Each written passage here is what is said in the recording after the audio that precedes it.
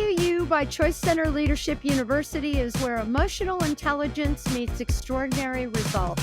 Founded in 1998 in Las Vegas, ChoiceCenter has empowered thousands of people around the world to unlock their full potential through experiential trainings and coaching. Here on EQU, we dive into the inspiring stories and transformative journeys from both famous faces and everyday heroes. Graduates who have harnessed emotional intelligence to have transformed their lives in ways that are nothing short of remarkable. From skyrocketing their careers to deepening relationships, balancing creative pursuits with focusing on health, finances, and family. Our guests share the real-world impact of EQ on living a life you author and love. Get ready to be inspired, challenged, and equipped with insights that can serve you to create radical results in your own life. If you're ready to dream, declare, and deliver, let EQU show you what's possible.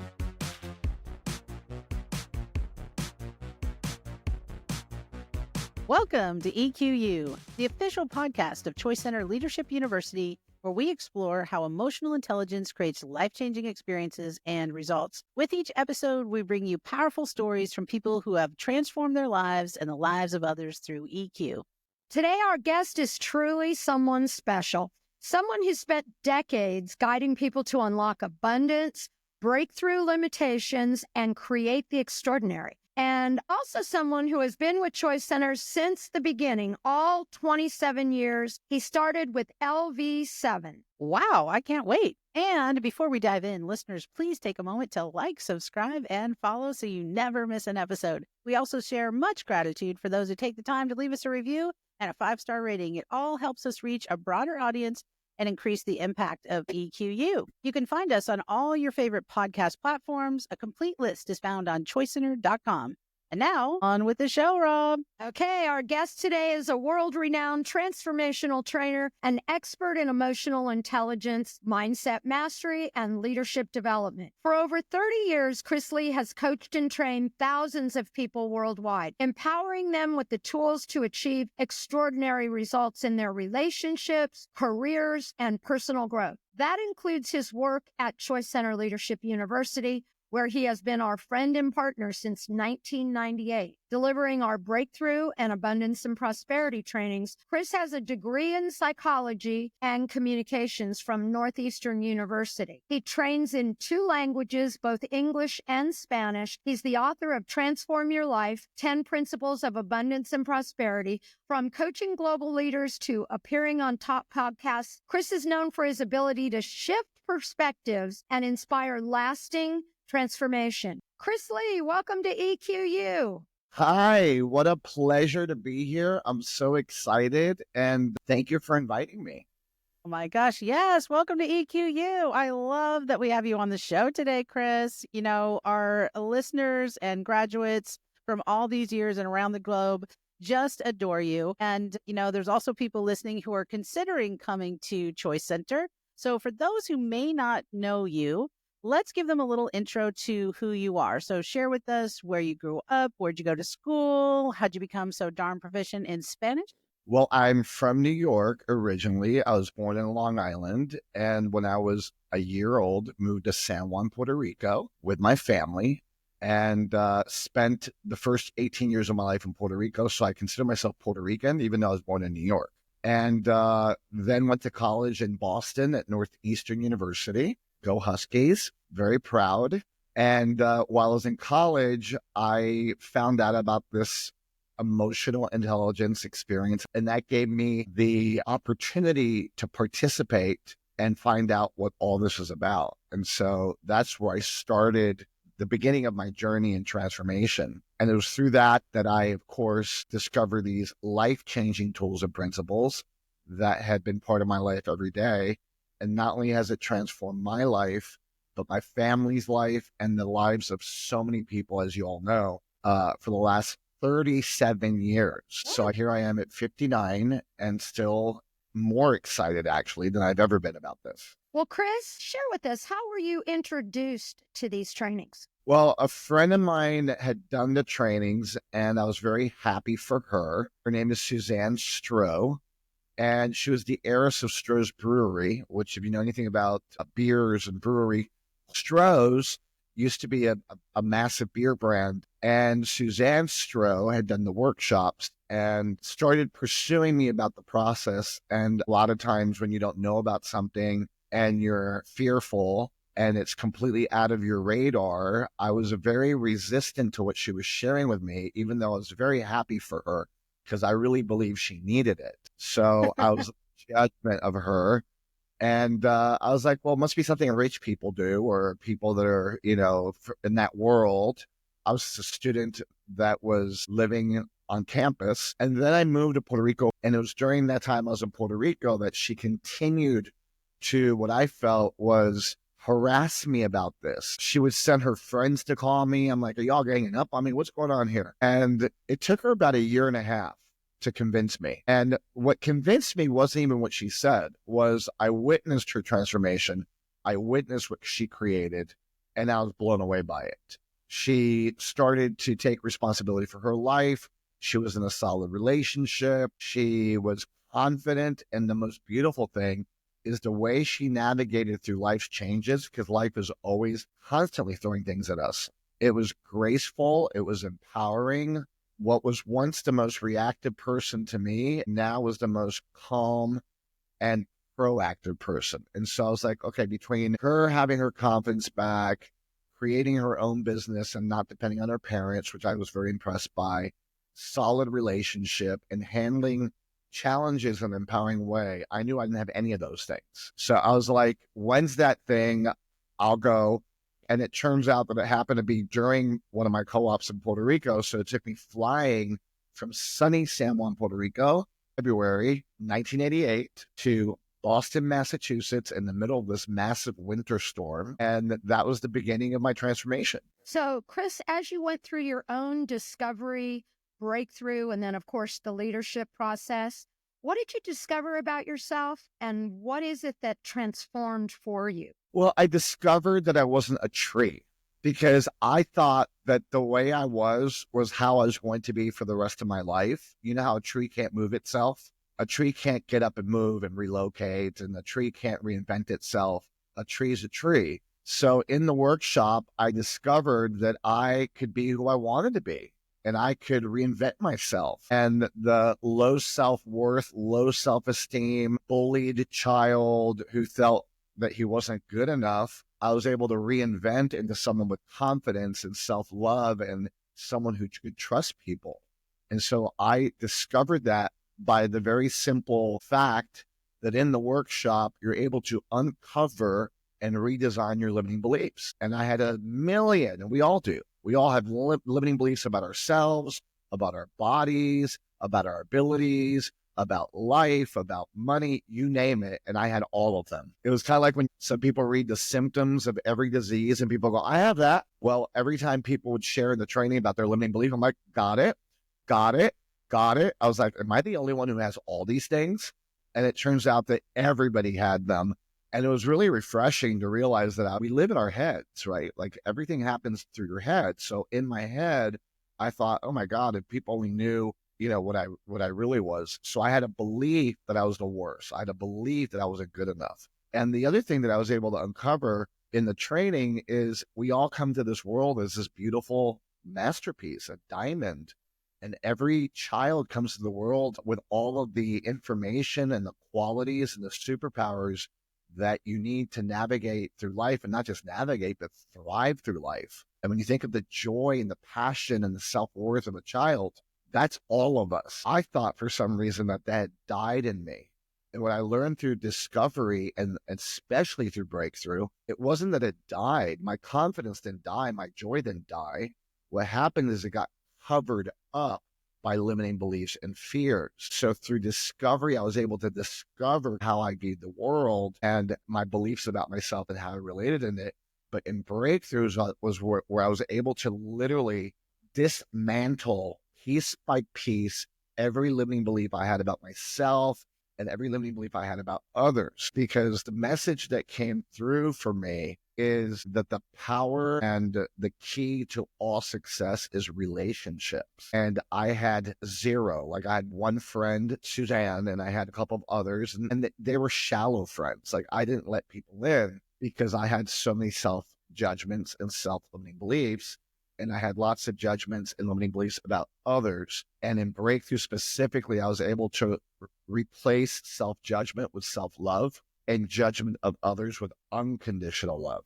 And those two keys have brought me every dream I could ever imagine, because that allows me to be generous with me and generous with you.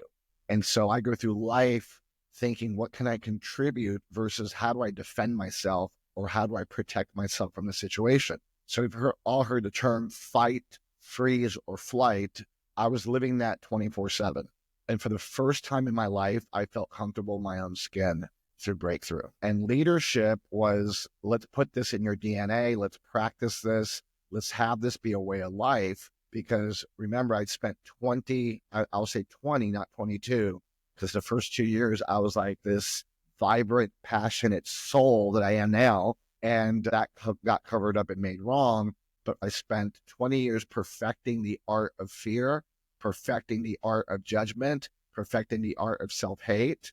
So that was like a neural pathway in my brain that I'd traveled so much. Like any discipline you become good at and almost do in your sleep. Well, I was really good at being judgmental, and I could do that in my sleep. So I created these new tools of self-love and of unconditional love towards others. And leadership allowed me to create another pathway, another choice. And it's been amazing. I mean, it's been life-altering for me and for others. How long after you graduated did you know that you wanted to be a trainer? In Breakthrough, I saw my Breakthrough trainer and saw how effective she was at moving people in such a incredible way. I remember I'd studied psychology, and I saw that the therapist or psychiatrist or psychologist path, I thought it was an amazing path, a great path. But I was able to see that through the work, people are able to not only transform themselves, but be in action about their dreams and their results, which is the part that I was always lacking.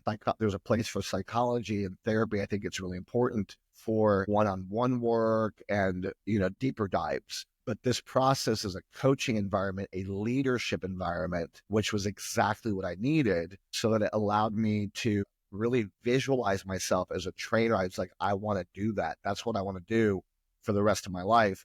That's exactly what happened. And it was at 22 when I did the trainings. I would say within 3 months, I was like, I'm going to be a trainer. Wow. Chris, there's so many people that think they can become a trainer from a couple of weeks in a course, right? We hear that all the time. Can you tell us, what is it really like? What's required to become certified as a master trainer in this work? There's a couple of books I read several years ago, both of them based on the 10,000 hour method. And so maybe you can put some of that together for us. Well, it's not just becoming a trainer, becoming a master in anything. And what we have today on the market is so many people are participating in courses that in 6 weeks you become a life coach, or in 6 months you're a master trainer. And what was great about my process, it took years. It was years of, I went through discovery, breakthrough, leadership, and then I staffed a lot. I finally, after a year, got myself in front of the room, and I did what was called guest events, and I became the best at that. And then one of my mentors said, let's go. I'm going to train him. I'm going to coach him. And then I started following her around in the process. And then I started leading trainings on my own. And when you delivered that first breakthrough, about how many years or hours had you been working up to do that solo breakthrough training? I was 27. So it had been 5 years. Yeah. I would say though, before I became really a trainer that was like solid in my body, 6 years. Chris, what do you remember about your first year at Choice Center with us? I remember we were in a hotel, and the training was a lot of people. It was a different experience because I was used to training in places where locals went. For example, Puerto Rico, all of Puerto Rico would go. Bogota, Colombia would go. Boston, mostly Bostonians. Everywhere I worked, it was local. But Vegas, I remember it was like 90% of the people flew in. And I saw Choice as literally the oasis in a desert. This oasis that was like this base where people from all over the world would fly into and transform their lives. And I remember the joy and the level of gratitude that you had, Robin, and even doing it. It was almost like, pinch me, I can't believe this is real. That was the energy I felt from you because you had worked so hard to build it and with, people that you love and trusted. And it was almost like your baby, right? You believed in it and you were so excited about it. And your enthusiasm, I've never seen someone in a center so enthusiastic about it and also very protective, like very mama bear, kind of like, I want to make sure that everything is in excellence. And when I first started Choice Center, it was a different style of training back then. So it was very loud and I was the king of loud. So I remember hotels wanting to kick us out because we were too loud. But then they found out what we did and they're like, can we send our people there? They would love us. But I remember the beginning being that experience. It was like exciting. And I still feel that way. I still feel that you are still in this. Pinch me. I can't believe it that we're still doing this. And Robin and I laugh about how we've been in a 27-year dyad together. And it was great to be in one last weekend. Oh my God, it was beautiful. What a beautiful experience. What a beautiful team of people. Just magic. And the graduates, the amount of graduates that showed up, I mean, it must have been 100 people there. A lot of people that came in. For those listeners who might be new to EQ leadership training in the context of our very deep and transformational work, how would you describe the 3 levels of the training, which we call discovery, breakthrough, and leadership? So I want to first describe the whole thing. So the whole process is a coming home to yourself process. You come home to you. And what I mean by home, I mean by that space of feeling loved and confident and worthy and special and magical, like the original you, the child that felt supported and loved and nurtured, and like there's just nothing missing. It's like coming home again.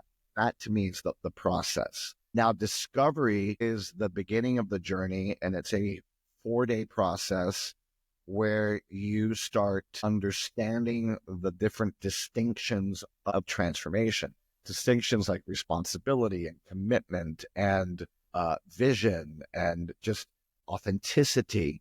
So there's different distinctions that are covered that are relevant to your life because you're able to see your relationship with it, because there's a massive distinction between victim and responsibility. And a lot of people don't realize that we're victims in ways that we don't know. And it was in discovery that I realized that every time I got mad at other people or judged myself, I was depleting my power. Power that I need to be the best version of myself, power that I need to accomplish my dreams, power that I need to make a difference in the world. People are drained and exhausted, not because of stress, but because of what they do with stress. So in the discovery process, I was able to uncover the power of choice, that I have a choice in how I am being in my life. I have a choice in how I participate. And so it's the beginning of uncovering and seeing what are the things that are in my way. But 3 days next to a lifetime doesn't give you the chance to really go deep enough. But you come out of there feeling transformed. Like you come out of discovery 4 days going, wait a minute, this has been life altering. But then there's more, because breakthrough is a process of reclaiming your freedom, a process where not only do you see the walls, but you are able to own them, heal them, and release them, which is liberating. And that liberation allows to bring back that authentic original self, because the authentic you is joyful. The authentic you is loving. And those of you listening, you could ask yourself, how often am I being my joyful self? And have I settled into another version or another avatar of myself? I would say that if you're not joyful and that's not your go-to or your default, there's stuff that's in the way. And in breakthrough, I was able to address that. And there's a lot of healing work in breakthrough. There's a lot of liberation work in breakthrough, and you're reinventing you into the person you want to be. And then it's a process that's mostly experiential. Discovery is a little more didactic, so there's more lecture and less exercise. But breakthrough is mostly exercise. And so you go from one process to the other, and it's fast moving and it's very powerful. You also learn the power of feedback in breakthrough. And feedback is really important, especially for people that are leaders, people that are game changers, people that are influencers. I noticed that most of the influencers that come to Choice Center, people that lead big audiences or make a big impact, they don't have a lot of environments where people are honest with them because they usually have either fans or employees, or they don't have a lot of people that are objective. So they love Choice Center because it's like, oh my God, I've hired these people. That's how they look at it. I hired all these people to provide me with a viewpoint that I can't see, to provide me with feedback, which highlights my blind spots on the what's working side and the what's not working side. And so you come out of breakthrough with that information, and then you're able to shift easily from when you're in a negative moment or a fear-based moment, you're able to shift into your authentic self. And it provides a lifelong process and tools to be able to do that. No, I was going to say that is such a powerful experience because we can put it right to work, all of us. Let me share about leadership. Leadership is a 3-month process where you're able to have this be a way of living, where you're going to have a coach working with you to be that authentic version of yourself. And when you have a breakdown, to learn how to navigate from the breakdown and step into your power again. And it's a results-oriented process where you will literally manifest and create the results that maybe you've been putting off for years, or that maybe were not in your realm of consciousness because you didn't think you could do it. So level 3 leadership is a powerful experience where you have 3 months of coaching on everything you learned in discovery, everything you broke through in breakthrough, and you're coached on a personal strategic plan where you establish breakthrough goals for your mental health, physical health, relationships, business, and even hobbies you want to learn along the way, and things that maybe you've been putting off. And you're able to create in that process results that either A, you gave up on, or B, were not in your realm of consciousness because you had so many limiting beliefs blocking it. And so people graduate leadership blown away by what they accomplish in 3 months. Studies show that you get done in 3 months what the average person takes 7 years to do. And the reason being, it's not that leadership is so magical, and it is, but we as human beings are magical.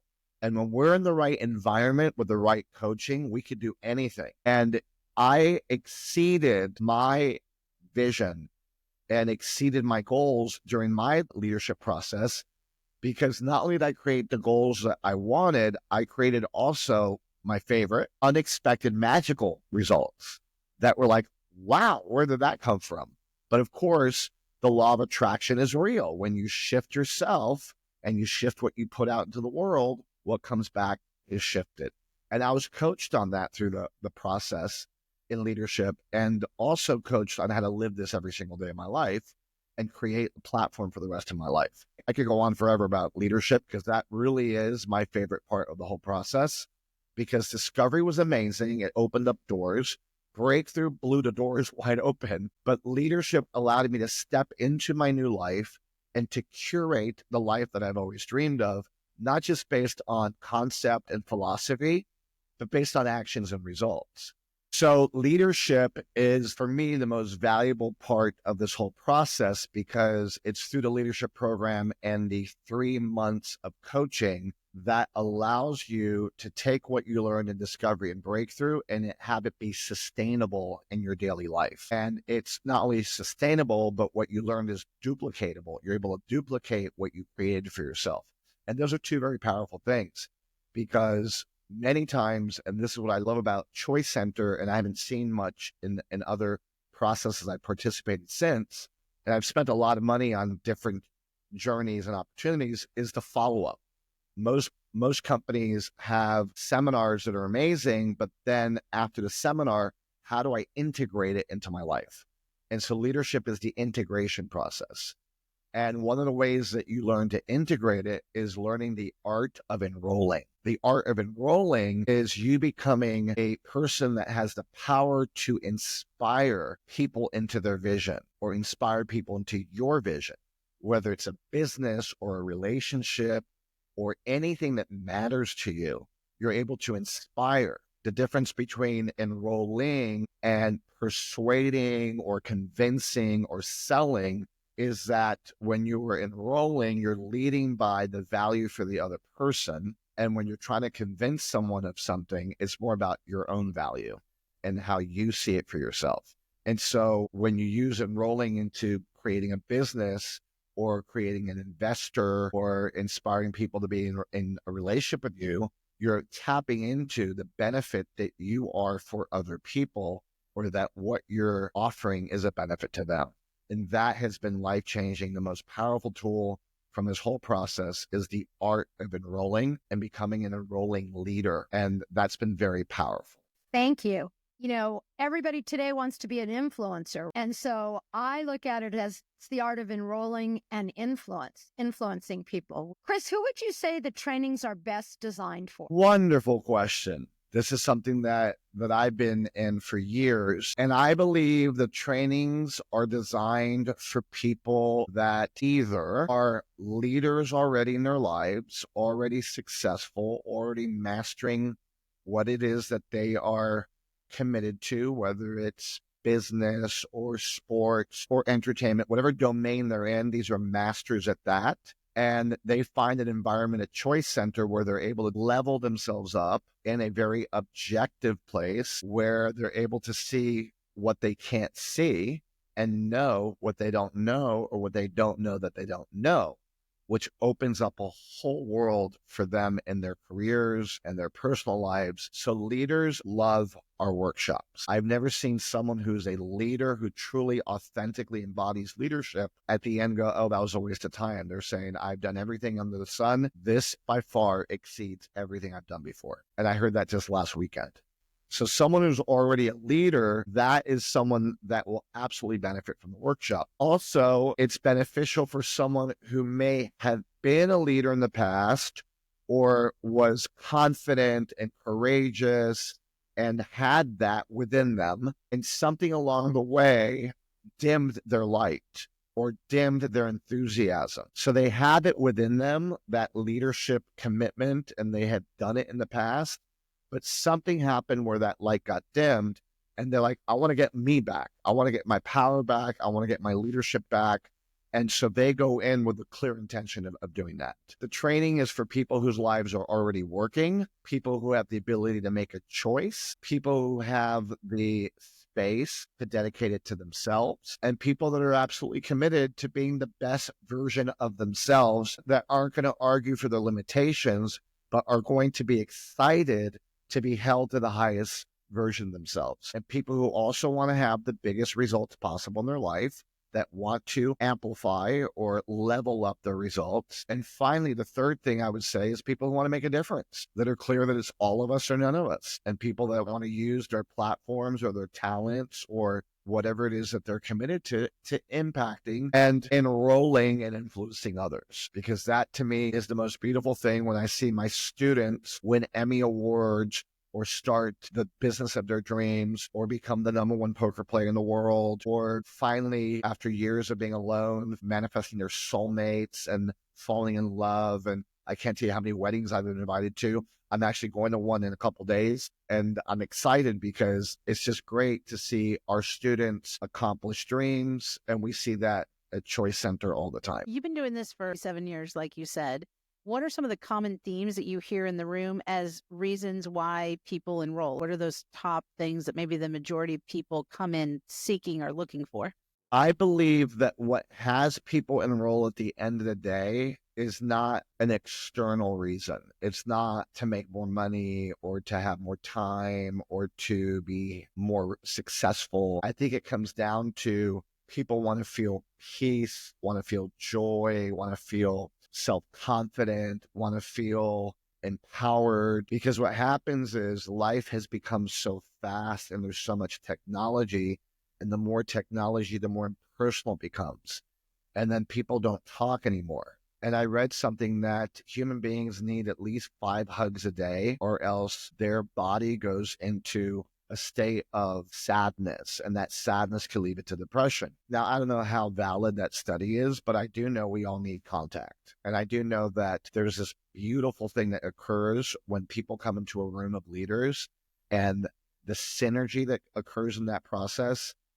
People walk in with their mask on and their titles, and by the end of the workshop, no one cares who they voted for, no one cares what politics are, no one cares all the things that are dividing us nowadays. It's all one. Everybody comes together as one, and people are craving that. And so I believe that people go in for a deep reason like self-worth, self-confidence, because you might think that the person making several $1 million a year is confident and worthy, and they may be the loneliest person in the world. And some of the people that I coach that are at that levels, I coach them on basic things like self-worth, self-confidence, and learning how to put boundaries down and all kinds of things. But I think the answer is it's always internal. And if we can connect to what's going on in people's hearts, then that's going to inspire people to come to our workshops.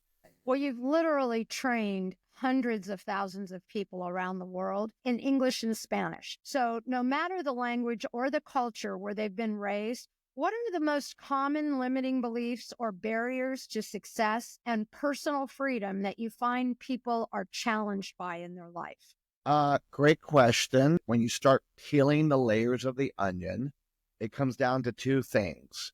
We all want to love, to be able to love freely and feel confident in giving love. And we all want to be loved. And I noticed that people have a hard time putting themselves first. People are always putting their children first, their boss, their careers, their business, the dog, their friends first. And that's out of their need to be loved. They're not putting themselves first. And I also think that people have a hard time receiving. And I see that across the board. When you tell someone something nice, they get even more resistant than when you tell something that's constructive about what's not working. They're used to that. And then the other major thing, now that I'm thinking about it, that way these questions were not submitted to me before, is trust. Trust is such a massive global issue. People don't either trust themselves or don't trust other people. And when people get past that in the training room, it is mind-blowing. And one of the things that I coach people on is, in order to be able to trust, it takes transforming the narrative in your mind that's fear-based into a narrative that's faith-based. And when you transform fear into faith, then you're able to create a different environment around you. Because the fear-based one is this negative Steven Spielberg screenplay of doom in your head that you create before doing anything. And that keeps you in your comfort zone, of course, and there's no growth and there's no connection. And when you shift it into faith, it's that confidence, the optimism that even though it looks like it's not going to work out, it's going to work out. And I believe that wherever you put your energy is what you see, what you attract. Energy flows where intention goes. And so those are some of the issues I noticed that people come with and break through beautifully. I love it. Whatever we're focused on is what's expanding. And that's what I'm hearing you say in a couple of different examples. Well, that's the nature of thought. The nature of thought is whatever you think about expands. So if I'm thinking I'm doomed and this is horrible, not only does it expand, it becomes part of what I see through. And so those are my filters. Many people are resistant to looking at themselves or to coming to a training like this. And we all find ourselves in various levels of resistance to people, our work, change, of course. When you encounter someone who's in resistance, how do you work with them to have them see a new possibility or another outcome? Well, the way I work with anybody about anything, what's the belief that's having you be resistant? When you're resistant to something, there's a belief that's driving you. Either you believe you're not safe, or you believe you're being attacked, or you believe you're not being loved, or you believe something that's having you resist. And then I have them see where else that shows up in their life. And usually how we do one thing, we do everything. They're like, oh my God, I do that in my career, and I do that with my boss, and I do that here, I do that there. So I'm able to uncover that and then invite them to another perception, another possibility. Because another thing that we do and that I do with students is I work on perception and how everything's an interpretation. And based on the interpretation you choose, like what you said, Robin, what you think about expands. Well, what you interpret expands, and that becomes a reality. So if I interpret that I'm not safe here, I'm going to be resistant. If I'm able to shift that interpretation to, wait a minute, I'm completely supported, then I could drop my guard. And that's how I would coach somebody who's resistant. You and Robin are, master trainers. We're all coaches, but we're also all human, right? We have our own breakdowns just like everybody else. And when you're in those moments of resistance or challenge or breakdown, how do you shift yourself? There's several things I do. I allow myself to feel what I'm feeling. And I think it's important to honor your feelings. There's something called false positivity, which is to just bypass it and go, everything's great. And that's not what we do here. Acknowledge I'm sad, I'm upset. And then I ask myself, what's the perception of having me feel this way? What's the interpretation I'm having? Well, what you interpret expands, and that becomes a reality. So if I interpret that I'm not safe here, I'm going to be resistant. So if I call Robin and she doesn't call me back, I could be upset, but I'm not upset that she didn't call me back, or vice versa. Right? It has happened where she calls me and I don't call her back. So I'm human. So I have an automatic upset that comes up, but then I stop and I go, wait a minute, why am I sad? I'm feeling unloved. That's why I'm sad. I'm feeling not protected. I'm feeling that I'm not being respected. Okay. So I acknowledge that. And then I go, so what's my interpretation? My interpretation is that she's not calling me back because she don't love me. Then I check it with, is that a fact? No, it's not a fact. It's just my interpretation. Okay. What's another interpretation? Robin loves me and she's busy, or she didn't see the call, or that's something she's working on, returning phone calls, or it's something that I'm working on, or whatever, but it's not personal. And then I automatically feel better. And so that's one thing I do. Another thing I do is I call Robin. Robin, I'm upset about this. Can you support me and work me through this? Because I'm having a breakdown and I can't see my way out of a paper bag right now. And so that's the power of having a coach and a support system. And she's like, well, hold on a minute, because that's how she talks. Hold on a minute. What are you feeling? What's going on, Christopher, which is what she calls me when she wants to be endearing. And what's going on? I'm like, well, this is happening. Okay, great. How do you feel about it? Okay, is there another way you could see it? It's the same thing, but sometimes it takes hearing it from someone else. Another thing I do is I journal. I journal a lot. And so I might have a breakdown. I have no one to talk to, but I have a notebook and a pen. So I journal about the same thing. This is happening. Here's the event. Here's how I'm feeling. Here's my interpretation. And here's another interpretation. And that's like a sequence: event, feeling, interpretation. And then I end it with my commitment is, and I make a new commitment. And that gets me off it. The thing I don't want to do is to take it out on anybody that I love and react. I've done that before as well because I'm human, but then it's like, oh my God, I'm sorry. I own it. I'm sorry. I apologize. That's not my intention. And we'll work through this. So that's my strategy. You just trained a breakthrough at Choice Center last weekend, Chris. One of the things you share with students in the breakthrough training is the 7 steps for handling a breakdown. Can you share those with our listeners?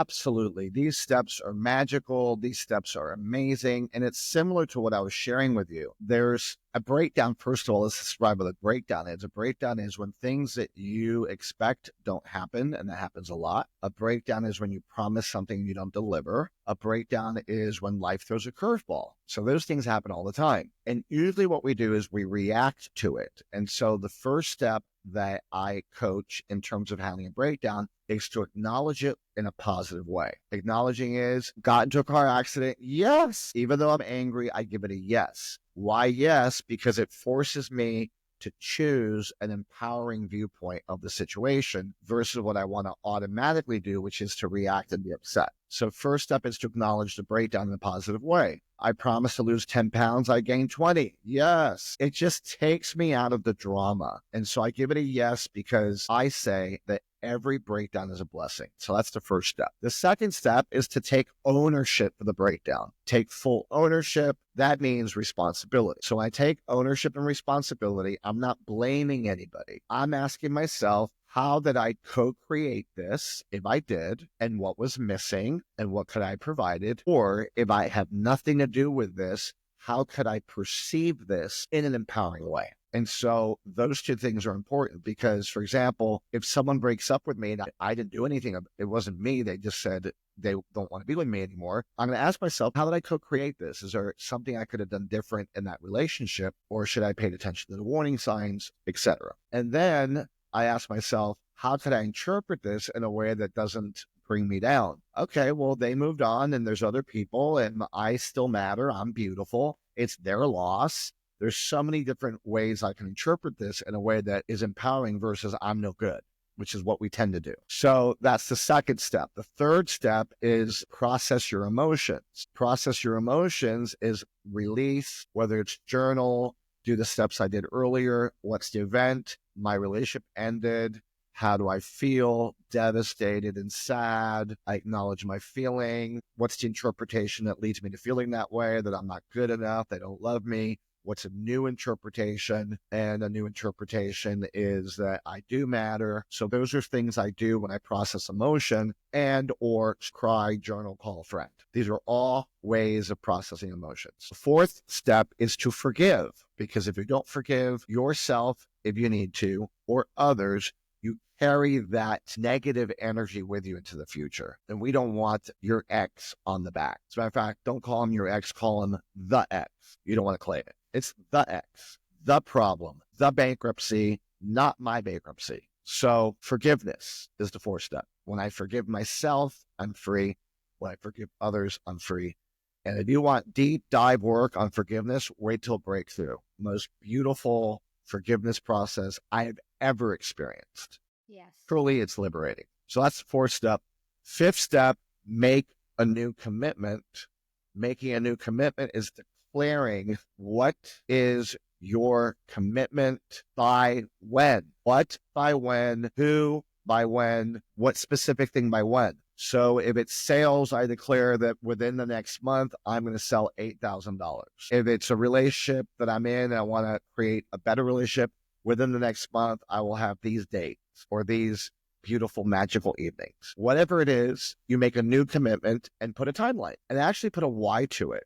And why does this matter? And I think the why is important. It's the fuel of any goal. So what, by when, why? That's the fifth step. The sixth step is take massive action and make sure you have a tribe of people around you. Why is this sixth step so important? And why is it important to have a tribe? Because sometimes I don't have the energy for the action, but I have a tribe cheering me on that wakes up my energy. Or I may feel like I don't want to do this anymore because it's too hard, but I have a tribe. A tribe means either a coach, a mentor, a buddy, a friend, someone who is supporting you in taking that action. And I got lots of people that are on this Zoom that support me with my action. And the seventh step is when I accomplish it, I celebrate my results by doing something kind for myself. By going to a massage, going to a spa day, getting a new look, going to the beach, going in nature, do something to acknowledge yourself for your success. And I would even add, write down the takeaways, like the lessons that you learned through this accomplishment. And if you don't accomplish it, guess what? Yes, go back to step number one and start over again. Give it a yes, take responsibility and ownership, ask yourself what was missing. How did I co-create this?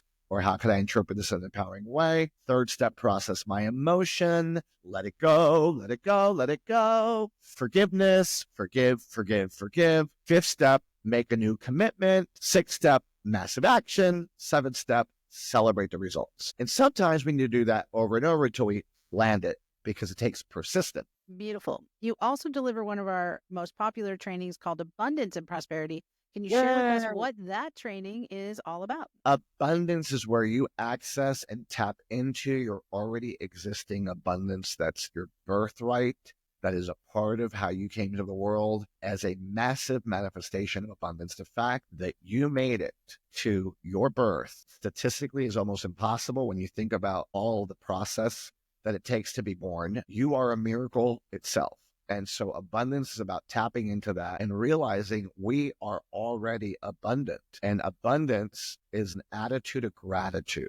And when I live in gratitude, the universe gives me more to be grateful for. And so we really tap into that. And 16 principles that allow you to have abundance be a way of living so that you're able to manifest the prosperity that is the outcome of that. And it's a 2-day fun, exciting workshop with me. And we navigate through 16 principles in a very alive and joyful way. It's incredible. And you walk out of there with a 10-year game plan, literally. Like you walk out of there with absolute clarity of the next 10 years of your life and where you're going to be. It's also the workshop that you walk away with more assets than you came in with, literally. When you think about assets, you think about money, you think about possessions, you think about things that we have, but you walk away with way more than you walked in with. And it's truly magical what happens there. Nothing happens by chance ever in that workshop.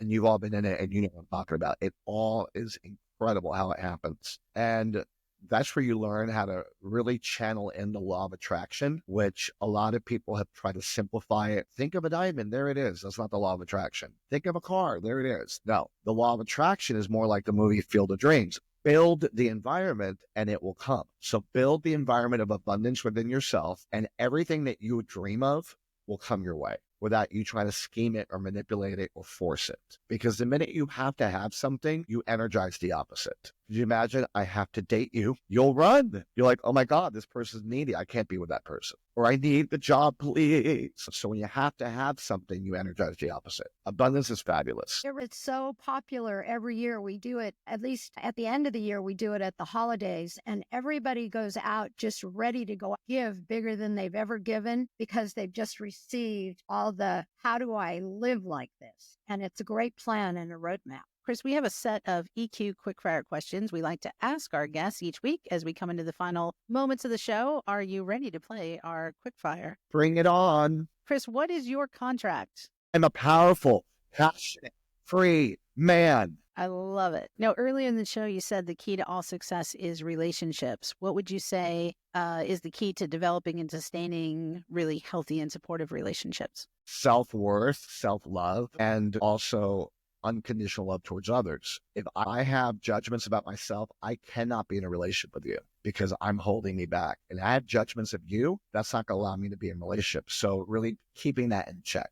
You lost your mom in the last couple of years, Chris, and you two were very, very close. You'd always call her on our training breaks and we'd laugh at what she'd say she's up to and mostly playing cards with her girlfriends. And I know that you miss her deeply. For those dealing with grief, what coaching would you offer anybody out there to stay positive in those moments of sadness? Well, interesting you're asking me that because it was my mom's birthday on Sunday at Breakthrough, February 2nd. Also, Kelly Benstead's birthday. Happy birthday, Kelly. They share the same birthday. She would have been 95. And she's very present in my life. And, you know, a couple things. One is when you're dealing with grief, don't rush it. It's not something that you get over. I'm never going to be over my mom's passing, and I'm okay with that. So when I want to cry, I cry. When I feel sad, I'm sad. When I miss her, I miss her. And that's part of my daily thing. She's a part of me.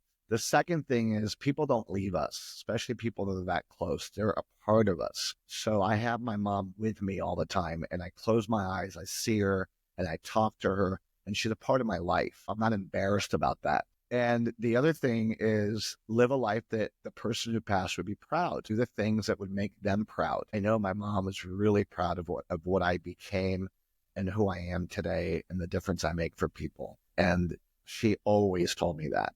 She didn't understand a lot of it, but she always, but she was always very proud of me. And the last thing I would say is with people in your life, don't take them for granted. You don't know how much time they have. So tell them you love them today, make time for them today, call them today, show them how much you love them today because you don't know how much time they have. And that's the other thing that helps me heal is by supporting people and living their best life. And also you don't know how much time you have. So have it be spectacular. Chris, what is your EQ superpower? Enrolling.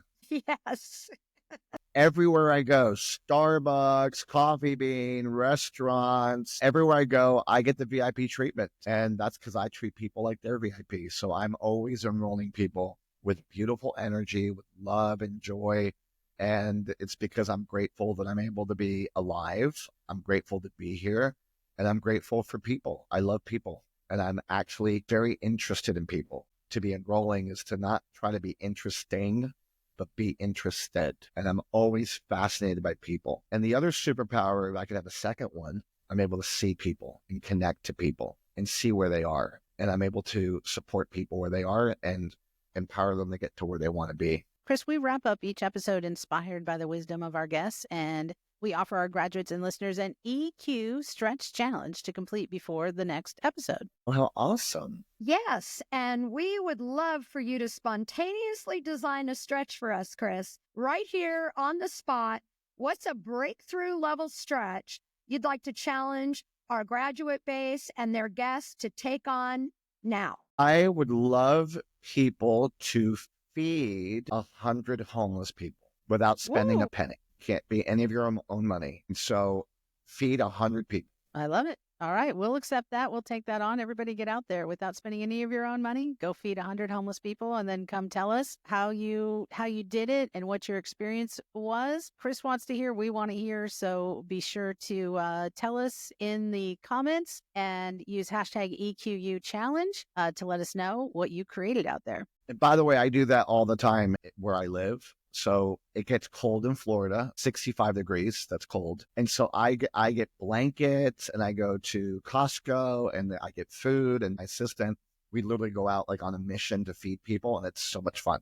Do you remember when we were down in Miami, all of us, and we had that dinner one night and we had leftovers and we walked through the section with all the stores and the windows? It was late at night.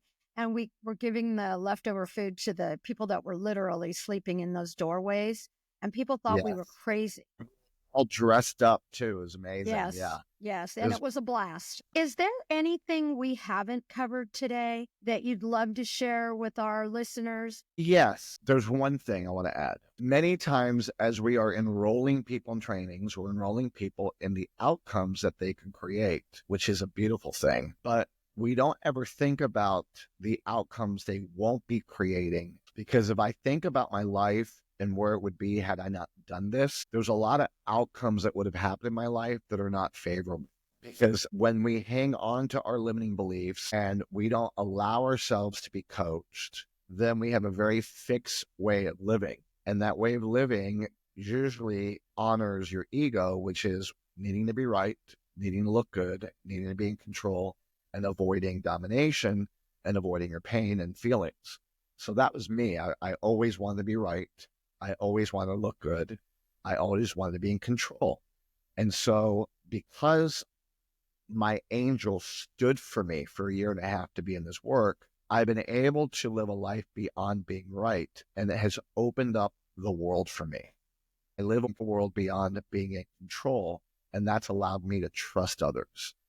I live beyond looking good, which allows me to be authentic.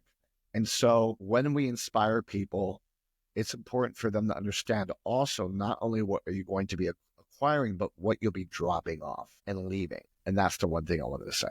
Thank you so much. It's been so great to see you today and hear all your wisdom flowing through. We love you. Yes, thank you, Chris. So you've been with us for 27 years. I've experienced you for 18 since I'm a graduate of 2007. And, it's always inspiring to get on these calls together and talk through what we do and to just continue to get to know each other and find even new magical things to explore after all these years. So thank you so much. And we'll see you soon back in the breakthrough or for abundance and prosperity. Well, thanks to both of you. You are two of my favorite people in the universe. And thank you for always loving me and supporting me and holding me high.